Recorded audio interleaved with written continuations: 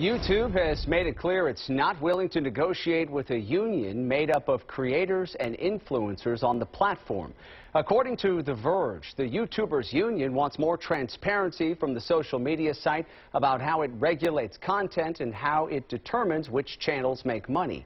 While YouTube says it's taken steps to address those concerns, the company is refusing to negotiate the union's full list of demands. Joining us now to talk more about this, our tech expert, Ryan Eldridge with Nerds on Call. Ryan, thanks for coming on. So what are the big changes the YouTubers union is pushing for? Well, essentially, they just want more transparency. So let's say, Alex, you post a video up on YouTube, and you do it in the idea that you're going to attract ad revenue. People are going to watch it. People are going to see the ads, and you're going to make a little money. Well, the problem is if for some reason YouTube flags that video and says the content is inappropriate or it doesn't fit within their guidelines and removes the video or stops the ads from running, they don't really tell you why. You just have to kind of figure that out on your own. And it seems like the rules are applied differently depending on how much money you make for YouTube. So just last week, Washington Post posted an article about 11 different moderators from YouTube that said that the rules that apply to most YouTubers don't always apply to the upper echelon of YouTube creators. Those with the biggest followings. Exactly. If you've got a big following, the rules might bend a little bit in your favor. Whereas the regular YouTuber, who maybe has a few hundred or a few thousand followers, still has to apply those rules to themselves. And I was reading that the union also wants monetization, they say, for some of the smaller channels. You know, speaking of folks with smaller followings, what exactly would that look like, and what are they asking for? Well, ultimately, they want to be able to post a video and run ads on it regardless of how many viewers or followers they have. So that way they get equal share. Essentially, right now, YouTube decides, okay, this video is appropriate, this video is able to make money, so we will allow it to run ads on the channel instead of the moderator or instead of the user actually having the power to make those decisions.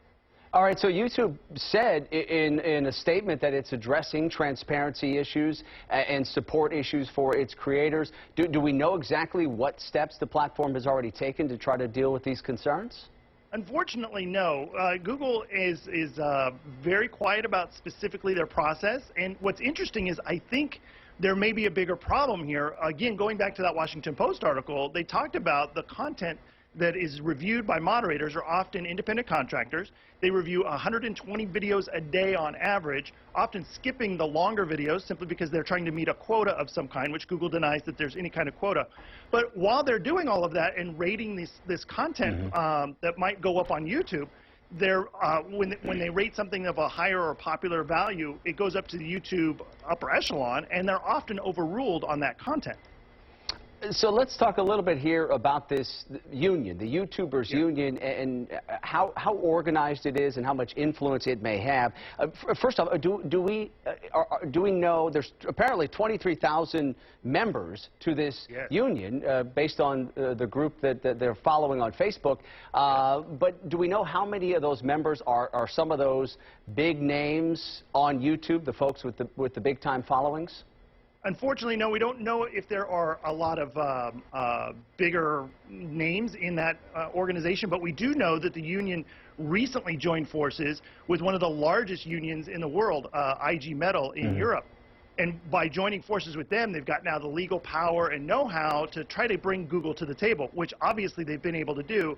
There was a clock running on fairtube.info, which was a countdown clock to their demands.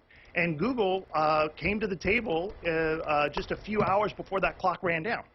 It would seem they would need, we have to wrap up, but it would seem, though, Ryan, they need to have some of these big name YouTubers on board in order to really kind of drive a hard bargain with YouTube. Yeah, I agree. I think that without having the big names behind them, 23,000 smaller content providers aren't really going to move the needle at YouTube. It's not going to force them to do anything in particular. But again, having that big union behind them certainly can make the playing field just a little bit more even. Certainly a big step forward for them. All right, we have to leave it there. Ryan Eldridge from Nerds on Call. Always appreciate you coming on. Thank you. You're welcome.